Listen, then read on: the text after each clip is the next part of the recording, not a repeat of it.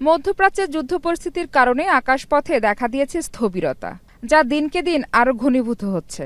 শনিবার থেকে সোমবার পর্যন্ত বিভিন্ন এয়ারলাইন্সের মোট ১০২টি ফ্লাইট বাতিল ঘোষণা করা হয়।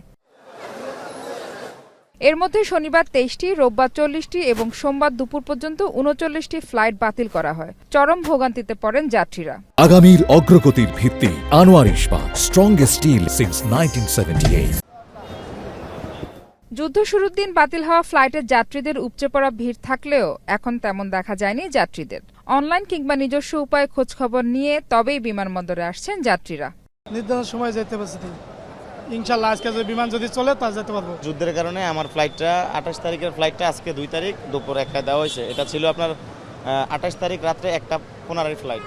আজকে যুদ্ধের কারণে আজকে দেওয়া হয়েছে। পরিবার ছেড়ে যাইতেছি, এই জন্য কাঁদতেছি।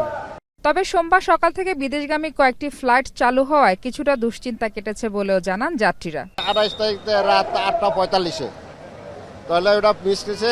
ওই মিসের পর দিয়ে আর যাওয়ার কোনো প্রসেস হয় না। এখন আবার ওনার মালিক আবার রিটার্ন আজকে টিকিট কাটিয়ে দিছে ১২টা ৪৫-এ। আমি শ্রীলঙ্কা যাব, এখান থেকে আবার মালয়েশিয়া যাব। না কোনো কিছু হয় না, কোনো জটিলতা হয় না। মধ্যপ্রাচ্যে যুদ্ধ বন্ধের আহ্বান জানিয়ে শিগগিরই এই সংকটের অবসানের আশা ফ্লাইট প্রত্যাশীদের।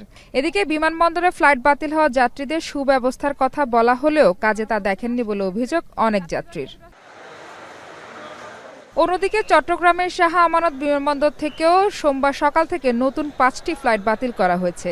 এ নিয়ে ৩ দিনে বন্দর নগরী থেকে বাতিল হলো মোট ২৫টি ফ্লাইট। তবে সকাল ৮:১৮টায় মাস্কাট থেকে আসা একটি ফ্লাইট অবতরণ করে শাহ আমানতে। পরে যাত্রী নিয়ে সকাল ৯:৩০টায় ফের মাস্কাটের উদ্দেশ্যে ছেড়ে যায় ফ্লাইটটি। মাহফুজা বৃষ্টি, এখন, ঢাকা।